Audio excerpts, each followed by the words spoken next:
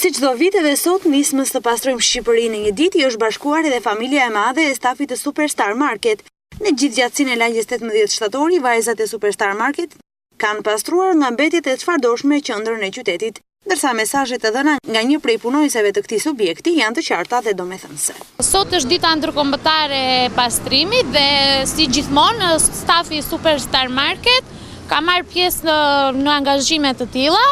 Ne vendosëm të pastronim lagjen 18 shtatori për të dhënë kontributin ton në këtë ditë të shënuar dhe për të sensibilizuar gjithë komunitetin për të dhënë dhe ata kontributin e tyre për një ambient më të pastër, jo vetëm në ambientet private, por edhe jashtë saj. Nga ky subjekt shpesh kemi parë organizime të gjitha llojeve ku nuk kanë munguar donacionet e ndryshme për shtresat në nevojë, organizime të koncerteve kulturore dhe çdo herë të pranishëm me kontributin e tyre në ditë të tilla të shënuara.